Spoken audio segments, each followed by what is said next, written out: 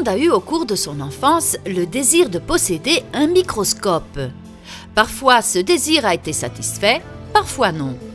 Cela nous conduit à penser que nous naissons tous avec une petite âme de chercheur. Une âme curieuse qui se nourrit de réponses, mais qui surtout veut se donner les réponses par elle-même, par son travail. J'aurais voulu faire le physique quand j'étais aux écoles moyennes.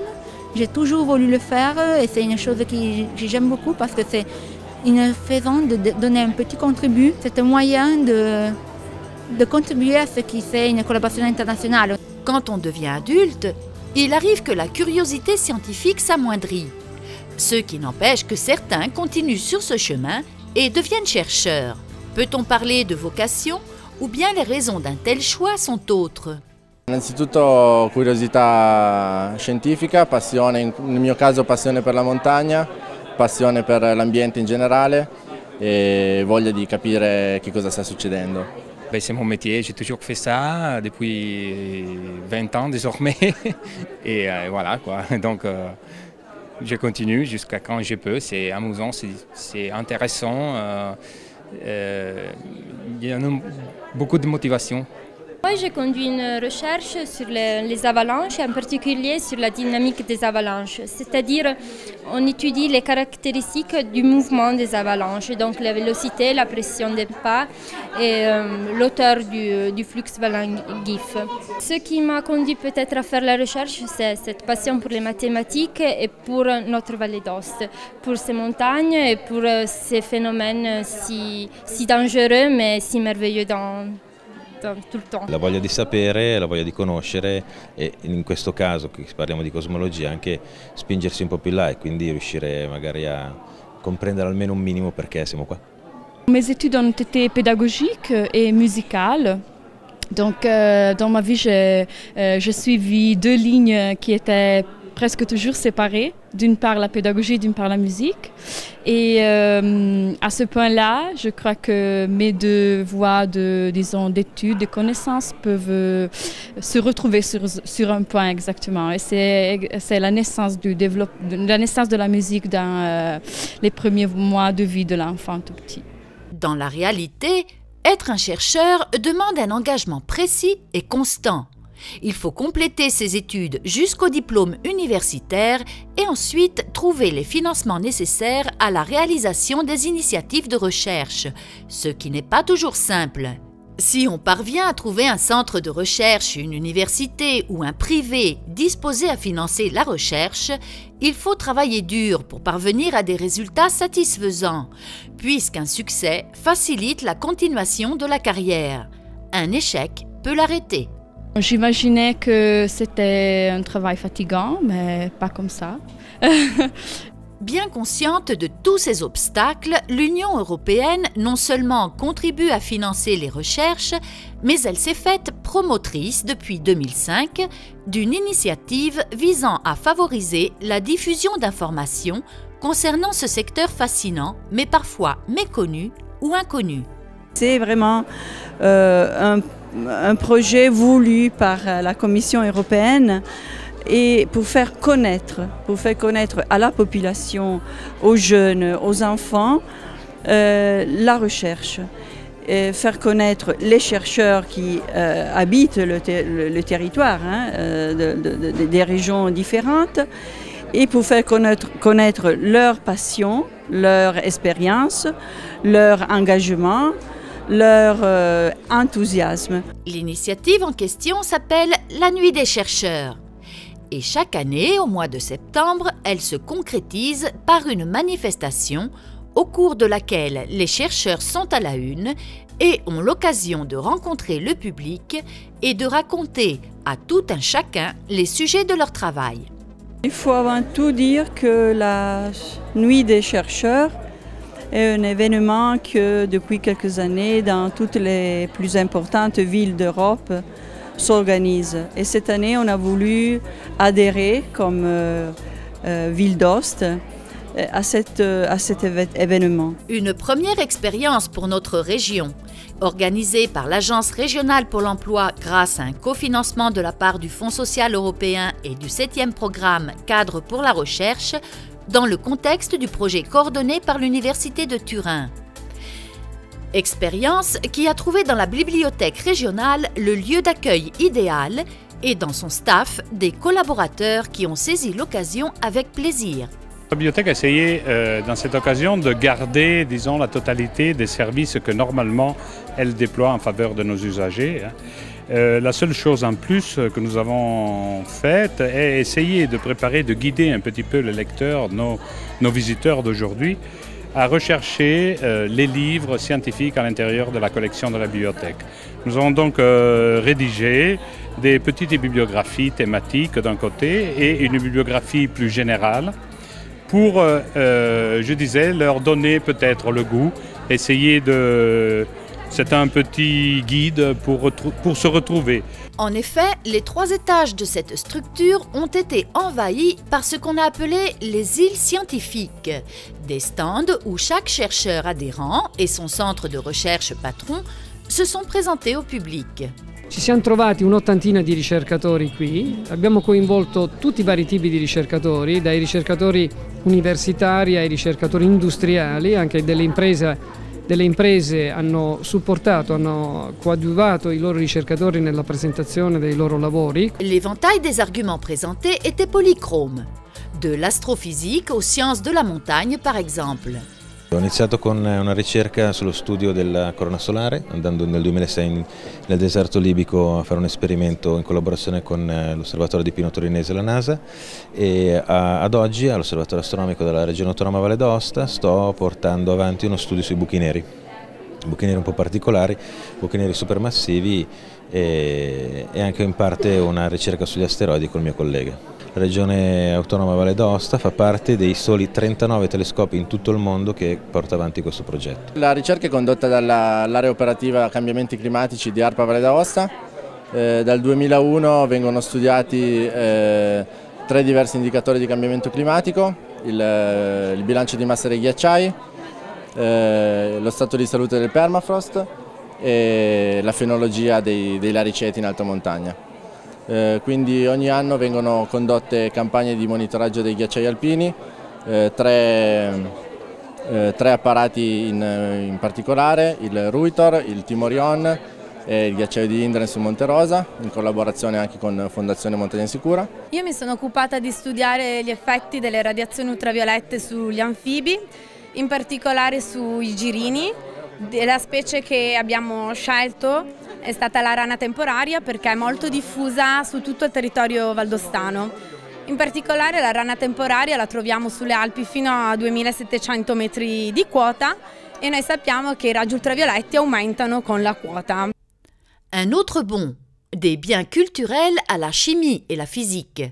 On peut dire que les biens culturels, c'est de la recherche toujours. Ça veut dire que pour connaître les matériaux, la composition des matériaux et le comportement que les matériaux ont avec l'environnement et comme ça les autres choses qui peuvent donner des problèmes de dégâts et de conservation, et on fait toujours faire de la recherche. Le sujet de ma recherche, c'est sur l'alimentation des matériaux magnétiques. Surtout sur l'application pour les nanotechnologies. Et alors c'est un sujet très utilisé dans cette période dans l'industrie, par exemple pour les ordinateurs ou pour les télécommunications. Par exemple, le prix Nobel de l'autre année a été donné par un Français, Albert Fehr, et Peter Grumberg, un Allemand, pour une découverte sur un phénomène qui ont des matériaux très petits. Ce phénomène a été beaucoup utilisé pour la création des hard disks des ordinateurs, par exemple. Et le sujet que je suis en train d'étudier dans ma recherche va regarder une évolution de ce phénomène-là. Je travaille pour une expérience sociale qui s'appelle Alice, qui est une expérience de ions lourds dans le cadre de l'accélérateur de collisionnel LHC, qui est parti le 10 septembre de 2008. On a fait le premier tour avec les protons. Et de ce que je m'occupe, c'est les contrôles de qualité et les contrôles en temps réel d'une partie du détecteur qu'il y a au-dedans de cette expérience. Dans notre vie, il y a beaucoup de forums qu'on va approcher dans toute la journée, dans l'alimentation, dans l'hygiène orale, par exemple dans les instruments qu'on utilise dans la quotidiennité. Ce projet de recherche s'est fait dans la plaine d'Ost pour évaluer combien d'acide fluorhydrique il y a dans l'atmosphère. Pouvait-on alors ne pas parler du développement de l'oreille musicale chez les enfants ? Ma recherche a comme sujet le développement du langage de l'enfant dès la naissance de l'enfant jusqu'à 1 an. Donc le développement des vocalisations de l'enfant. Je vais chez les mamans et les enfants pour enregistrer les vocalisations des enfants. Et je les suis au moins 1 fois par mois en les enregistrant. Donc on a une bonne base de données sur laquelle on peut travailler. On y travaille dessus sous un point avant tout acoustique. Donc on aura une représentation physique de l'onde du son qui va se représenter sur l'écran. Et puis d'un point de vue esthétique musical. Et donc on va analyser la naissance de la musicalité de l'individu humain, naissance qui peut être perçue exactement dans les premiers mois de vie de l'enfant même. Et encore des recherches au sujet du marketing expérientiel et l'optimisation des ressources d'un réseau informatique. Le sujet de la recherche qu'on est en train de conduire, c'est le marketing expérientiel. En fait, le marketing expérientiel, c'est une nouvelle frontière du marketing. C'est quelque chose qui est sorti depuis une quinzaine d'années, même pas peut-être, né aux États-Unis. Et jusqu'à maintenant a été lié à des produits spécifiques. Et comme Servim, on a étudié le sujet et on est en train de chercher d'appliquer les bases, donc les concepts bases du marketing expérientiel à la vitiviniculture en Val d'Hôte, en particulièrement lié justement les concepts bases au terroir et pour chercher de faire un projet qui soit ripetibile dans d'autres zones che adèrent au Servim. L'argomento di ricerca su cui sto lavorando è ottimizzazione delle risorse di rete. Un esempio pratico di questa tecnologia, di questo ramo della ricerca può essere la diffusione di contenuti video su internet, quindi uno streaming TV su internet. Dietro questa interfaccia avvengono molte cose e la mia ricerca fa sì che la diffusione di questi flussi video venga ottimizzata per riuscire a utilizzare nel modo migliore quelli sono le infrastrutture di rete come la capacità di banda degli utenti e diminuire i costi. Io sono ricercatore ma lavoro anche in un'azienda, quindi la mia attività di ricerca viene un po' condivisa tra l'azienda e l'Università delle Tecnologie di Stoccolma. La Nuit des chercheurs n'est toutefois pas une initiative réservée aux adultes, bien au contraire. Si on veut que la communication en matière de recherche soit efficace, il faut commencer à intégrer les enfants, les chercheurs miniaturisés qu'on citait au début. La section enfants-jeunesse a accueilli une foule de petits, farouchement contents de tout expérimenter et de participer à l'initiative baptisée Gioca con la ricerca. Ce qui les amuse le plus, c'est de faire de la vraie expérimentation, donc de toucher les matériels, et je crois que ça, c'est vraiment le message qui passe le plus facilement. Ici, on a pensé de proposer à les enfants de faire des tests très simples sur des fruits comme la pomme de la vallée d'Ost et le raisin aussi de la vallée d'Ost. Qu'on a commencé à faire la récolte de ces fruits. Et donc, on fait des tests sur la maturation de ce fruit et des tests de titulation pour voir le contenu en sucre. Les enfants sont très contents de mettre main sur les tests. et de tenter de faire eux aussi de la recherche, de voir avec leurs yeux ce qu'on peut faire dans un laboratoire aujourd'hui à l'œillard. Aujourd'hui ici les enfants peuvent jouer avec le sol. Donc il y a de la terre, il y a des pierres et il y a des plantes et il s'agit de comprendre plus ou moins quels sont les facteurs qui forment le sol et donc ils peuvent jouer avec l'eau et avec le sol et après il y a quelques expérimentations où les enfants peuvent comprendre quelle est l'importance du sol par rapport à l'érosion par exemple ou à la pollution, tant bien que à la protection que le sol peut avoir dans les écosystèmes de montagne. Les résultats ont été surprenants, surtout parce que les enfants ne se sont pas bornés à rester dans l'aire qui leur était destinée, mais ils ont même visité toutes les autres 15 îles scientifiques, y compris celles où l'argument aurait pu sembler hostile pour eux et où les chercheurs se sont déployés à le rendre compréhensible. Les adultes qui les accompagnaient ont observé avec attention les initiatives consacrées à leur progéniture et les ont suivis tout au long de leur parcours de découverte en ayant la possibilité, eux aussi, non seulement de regarder ce que les stands proposaient, mais d'avoir un contact direct avec la recherche. Je crois que la solution de la participation soit une solution optimale pour le développement de la recherche. Donc les personnes qui viennent veulent aussi participer activement à ce qu'on est en train de faire. La nuit des chercheurs a duré de 16h à minuit. 8 heures, au cours desquelles une queue ininterrompue de personnes a défilé au milieu des stands.